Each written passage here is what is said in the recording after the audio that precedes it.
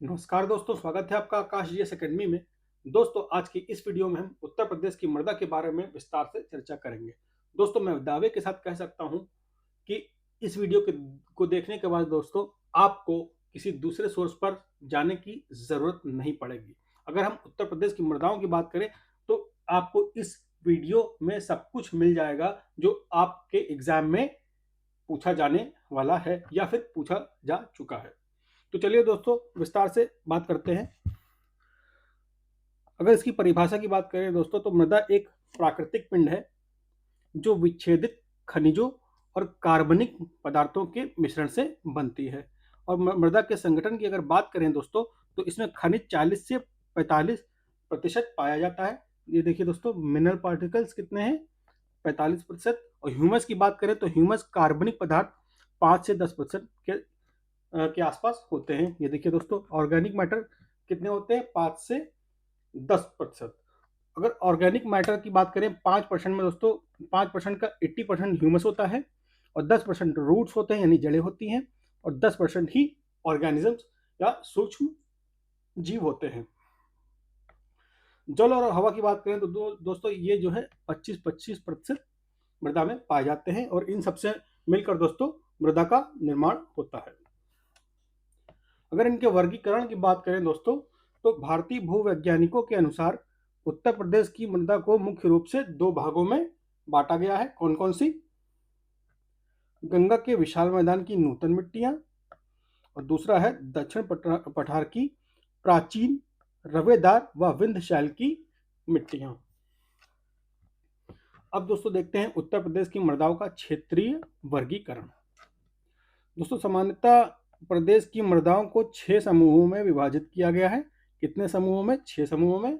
कौन कौन से हैं दोस्तों? भाबर मृदाएं, तराई मृदाएं, जलोढ़ मृदाएं। और जो जलोढ़ मृदा है दोस्तों यह प्रदेश के 3/4 भाग पर पाई जाती है सबसे ज्यादा। और बुंदेलखंड मृदाएं चौथे नंबर पर और 5वें नंबर पर है दोस्तों विंध्याचल की मृदाएं और छठे नंबर पर है दोस्तों अरावली मृदाएं। तो ये 6 समूहों में इन्हें विभाजित किया गया है। अब आगे बढ़ते हैं दोस्तों। मृदा अपरदन की अगर बात कर लें तो जल और इसकी परिभाषा देख लेते हैं किसे कहते हैं मृदा अपरदन। तो जल और वायु के साथ मिट्टी का कटकर बहना या फिर उड़ना। कहने का मतलब है जब जल के साथ मिट्टी बहती है, बह जाती है, अपने स्थान से हट करके दूसरे स्थान पर चली जाती है तो इसे जलीय अपरदन कहते हैं। और वायु के साथ जब वो उड़ करके चली जाती है, आगे की ओर विस्थापित हो जाती है, आगे की ओर डिपॉजिट हो जाती है तो उसे दोस्तों वायु अपरदन कहते हैं। जलीय अपरदन के बारे में देख लेते हैं दोस्तों। स्प्लैश अपरदन, स्प्लैश ओरिजन भी कहते हैं इसे। दोस्तों उत्तर प्रदेश में वायु अपरदन की तुलना में जलीय अपरदन अधिक प्रभावी है। जलीय अपरदन दोस्तों देख लेते हैं। जैसे वर्षा की बूंदें जब दोस्तों मिट्टी पर गिरती है, जमीन पर गिरती है दोस्तों, तो क्या होता है, इसके जमीन में जो मृदा के पार्टिकल्स है दोस्तों, पार्टिकल्स जो है उड़कर एक स्थान से दोस्तों दूसरे स्थान पर जाकर डिपॉजिट हो जाते हैं। इसे ही दोस्तों कहते हैं स्प्लैश इरोजन या फिर जलीय अपरदन। परत अपरदन की अगर दोस्तों बात करें तो दोस्तों इसे किसान की मौत कहा जाता है। याद रखिएगा, ये क्वेश्चन एग्जाम में पूछा जा सकता है दोस्तों। यह सूक्ष्म तरीके से खेती की उर्वरता को खत्म कर देता है, इसलिए इसे परत किसान की मौत कहा जाता है। परत अपरदन में दोस्तों क्या होता है, जो जो जैसे मान लीजिए खेत है दोस्तों, तो खेत के ऊपर की जो ये मिट्टी होती है दोस्तों, ये पूरी पूरी शीट, ये पूरी पूरी शीट जो है, पूरी पूरी शीट ही बह करके, पानी से बह करके दूसरे स्थान पर जमा हो जाती है, तो इसे कहते हैं परत अपरदन।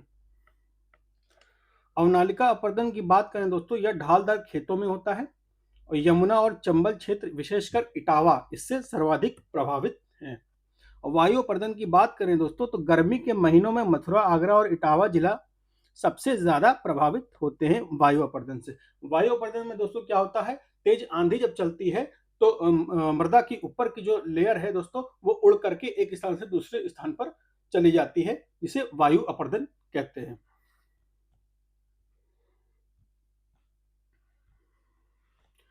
आगे बात कर लेते हैं दोस्तों उत्तर प्रदेश की कृषि महत्वपूर्ण आंकड़ों पर दोस्तों देखेंगे। विस्तार से। दोस्तों कार्यशील जनसंख्या की अगर बात करें उत्तर प्रदेश में 2011 की जनगणना के अनुसार तो 59.3% यानी कि 59.3% लोग कृषि के क्षेत्र में लगे हुए हैं, नियोजित हैं, और जिनमें 29% दोस्तों कृषक हैं और 30% जो है कृषि श्रमिक हैं। तो इसका मतलब हुआ कि कृषक कम है और कृषक श्रमिक श्रमिक जो है हमारे यहाँ पे ज्यादा है। जीएसडीपी में योगदान की अगर बात करें दोस्तों 2022-23 का आंकड़ा हमारे पास है कि 2022-23 में दोस्तों 26 से 28% का योगदान कृषि का हमारे जीएसडीपी में होता है। कृषि योग्य भूमि की अगर बात करें दोस्तों तो 186 लाख हेक्टेयर लगभग जो है देश की कुल कृषि योग्य भूमि का ये 10% है। यानी कि कृषि योग्य भूमि उत्तर प्रदेश में कितनी है, 186 लाख हेक्टेयर है, और ये देश की कुल कृषि योग्य भूमि का 10.34% है। उत्पादन में स्थान की अगर बात करें तो दोस्तों खाद्यान्न 21% होता है हमारे उत्तर प्रदेश में, और दूध, शहद, गेहूं, गन्ना, आलू, मटर, तरबूज, मशरूम के उत्पादन में उत्तर प्रदेश प्रथम स्थान पर है। इस फैक्ट को दोस्तों याद रखिएगा, इंपॉर्टेंट है, एग्जाम में पूछा जाएगा। कृषि में डीबीटी यानी कि डायरेक्ट बेनिफिट ट्रांसफर को लागू करने वाला यह उत्तर प्रदेश ही पहला राज्य है। यह भी मोस्ट इंपॉर्टेंट पॉइंट है दोस्तों, इसे याद रखिएगा। अब बात कर लेते हैं दोस्तों उत्तर प्रदेश के 9 कृषि जलवायु प्रदेश की, यानी कि एग्रो क्लाइमेटिक जोन्स की। तो दोस्तों ये क्वेश्चन एग्जाम में कई बार आ चुका है, जूनियर असिस्टेंट के पेपर में पूछा गया है, और आरओ के एग्जाम में भी दोस्तों इसे पूछा गया है कि उत्तर प्रदेश में कितने कृषि जलवायु प्रदेश हैं। तो याद रखिएगा 9 कृषि जलवायु प्रदेश हैं। कौन कौन से हैं देख लेते हैं दोस्तों उत्तर प्रदेश को वर्षा, मृदा और तापमान के आधार पर 9 कृषि क्षेत्रों में बांटा गया है। कौन कौन से? भाबर एवं तराई क्षेत्र। दोस्तों ये जो रीजन है ये पूरा भाबर और तराई क्षेत्र का है। ये जो है पूरा भाबर और तराई क्षेत्र का रीजन है। पश्चिमी का मैदानी क्षेत्र दोस्तों ये वाला रीजन।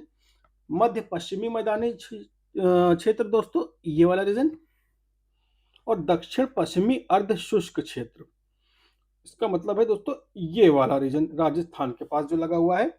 और मध्य का मैदानी क्षेत्र दोस्तों सेंट्रल प्लेन, ये पूरा यहाँ से मध्य प्रदेश की बाउंड्री लग रही है दोस्तों। बुंदेलखंड क्षेत्र ये वाला है, और उत्तर पूर्वी मैदानी क्षेत्र यानी कि नॉर्थ ईस्टर्न प्लेन। और 8वां है दोस्तों पूर्वी मैदानी क्षेत्र यानी कि ईस्टर्न प्लेन, और 9वां है दोस्तों विंध्य क्षेत्र। तो ये दोस्तों उत्तर प्रदेश के 9 कृषि जलवायु प्रदेश थे। फसल चक्र और प्रमुख फसलों की अगर दोस्तों बात करें तो फसल सघनता उत्तर प्रदेश की कुल फसल सघनता 162% है। सर्वाधिक प्रचलित फसल चक्र है धान, गेहूं और गन्ना, याद रखिएगा, इंपॉर्टेंट है। ऋतुओं के आधार पर देख लेते हैं दोस्तों। रबी की फसल अक्टूबर और दिसंबर में होती है दोस्तों। कौन कौन सी रबी की फसलें हैं? गेहूं, जौ, चना, मटर, सरसों। इसमें कम जल की आवश्यकता होती है, इसमें ज्यादा जल की आवश्यकता दोस्तों नहीं होती है। खरीफ की फसल की बात करें दोस्तों तो ये मई से जुलाई के महीने में होती है। कौन कौन सी है? चावल, मक्का, ज्वार, बाजरा, गन्ना। इसमें दोस्तों अधिक जल और ताप की आवश्यकता होती है। और जायद की अगर बात करें दोस्तों मार्च और अप्रैल का महीना। इसमें कौन कौन सी है दोस्तों? ककड़ी, खीरा, तरबूज, मूंग, लुबिया। इसमें अत्यधिक ताप की आवश्यकता होती है। दोस्तों फिर विशिष्ट फसलों का उत्पादन की बात कर लेते हैं। यहाँ पर दोस्तों गेहूं की अगर बात करें तो दोस्तों गेहूं जो है गंगा घाघरा दोआब क्षेत्र सर्वाधिक उत्पादक है। गेहूं के लिए दोस्तों कौन सा क्षेत्र सबसे ज्यादा उत्पादक है? गंगा घाघरा दोआब क्षेत्र। उत्तर प्रदेश देश का प्रथम स्थान रखता है गेहूं के उत्पादन में। कितना प्रतिशत उत्पादन होता है? 31.7%। चावल की अगर बात करें तो दोस्तों तराई क्षेत्र, महाराजगंज, सिद्धार्थनगर, ये जो है चावल के उत्पादन के लिए प्रसिद्ध है। और सिद्धार्थनगर का दोस्तों काला नमक चावल सुगंधित किस्म के लिए प्रसिद्ध है। इंपॉर्टेंट क्वेश्चन है दोस्तों, याद रखिएगा, एग्जाम में पूछा जा सकता है। गन्ना की अगर बात करें तो राज्य की सर्वाधिक महत्वपूर्ण नकदी फसल कौन सी है दोस्तों? गन्ना। गन्ना राज्य की महत्वपूर्ण सर्वाधिक कृषि फसल है। और मेथा ऑयल की दोस्तों बात करें तो उत्तर प्रदेश का योगदान देश में 90% है। यानी पूरे देश में मेथा ऑयल का उत्पादन 90% कहाँ होता है? उत्तर प्रदेश में होता है। और बाराबंकी जिला उत्पादन में प्रथम है, ये याद रखिएगा, ये भी मोस्ट इंपॉर्टेंट क्वेश्चन है, आ सकता है कि किस जिले में सबसे ज्यादा मेंथा ऑयल का उत्पादन होता है। तो मशरूम की अगर बात करें तो सहारनपुर जिला दोस्तों मशरूम में अग्रणी है। अब दोस्तों कुछ महत्वपूर्ण सरकारी योजनाओं के बारे में बात कर लेते हैं। मैं दावे के साथ कह सकता हूं दोस्तों, आने वाले एग्जाम में इस 10 सरकारी योजनाओं में से एक क्वेश्चन आपको देखने को मिलेगा।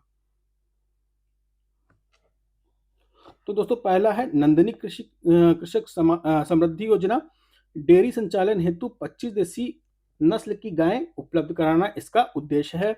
गोकुल पुरस्कार योजना की अगर बात करें तो सहकारी दुग्ध उत्पादकों को प्रोत्साहन। प्रथम पुरस्कार इसकी धनराशि जो है इसमें दोस्तों 1.5 लाख रखी गई है। किसान credit card most important question दोस्तों, आ सकता है एग्जाम में और कई बार पूछा भी गया है। कब से संचालित है? 1998 से, याद रखिएगा। और किसान मित्र योजना, ये भी मोस्ट इंपॉर्टेंट क्वेश्चन है दोस्तों। ये 18 जून 2001 से संचालित है और प्रत्येक पंचायत में एक किसान मित्र की व्यवस्था करता है। किसान सम्मान निधि की अगर बात करें दोस्तों तो 24 फरवरी 2019 को गोरखपुर से शुरुआत हुई और 6000 वार्षिक इसमें मिलता है। ये तो आपको पता ही होगा, लेकिन डेट याद रखिएगा दोस्तों, डेट और स्थान की कहां से शुरू किया गया है, ये इंपॉर्टेंट है दोस्तों, ये एग्जाम में अक्सर पूछा जाता है। कुसुम योजना की अगर दोस्तों बात करें तो ये 2019 में शुरू हुई और सौर ऊर्जा पंपों की स्थापना इसका उद्देश्य है। किसान बही योजना की अगर बात कर लें दोस्तों तो 1992 से संचालित है और जोतों की जानकारी के लिए यह किसान बही योजना शुरू की गई थी। स्वामित्व योजना की अगर बात करें तो 24 अप्रैल 2020 में, डेट इंपॉर्टेंट है, याद रखिएगा कि स्वामित्व योजना कब से शुरू की गई है? 24 अप्रैल 2020 से। और ग्रामीण आवासीय अभिलेख घरौनी तैयार करना इसका उद्देश्य है। मुख्यमंत्री कृषक दुर्घटना कल्याण योजना की अगर बात करें तो दुर्घटना में मृत्यु पर 5 लाख रुपए की आर्थिक सहायता का इसमें प्रावधान किया गया है दोस्तों। और पंडित दीनदयाल उपाध्याय किसान समृद्धि योजना, यानी कि इसमें बीहड़, बंजर और जलभराव वाली भूमि के सुधार हेतु ये योजना चलाई गई थी। तो दोस्तों ये थी 10 सरकारी उत्तर प्रदेश की 10 महत्वपूर्ण सरकारी योजनाएं। इनमें से दोस्तों एक क्वेश्चन आपको जरूर यूपी के एग्जाम में देखने को मिलेगा। दोस्तों अब बात कर लेते हैं पशुपालन एवं डेयरी विकास की। दोस्तों पशुगणना 2019 की अगर बात करें दोस्तों तो कुल पशु की संख्या 68 मिलियन थी 2019 के अकॉर्डिंग, जो कि देश में प्रथम स्थान, उत्तर प्रदेश इसमें भी देश में प्रथम स्थान रखता है। दूध उत्पादन की दोस्तों अगर बात करें तो उत्तर प्रदेश का देश में प्रथम स्थान है इसमें भी। और प्रथम स्थान के साथ दोस्तों 15.72% का योगदान है।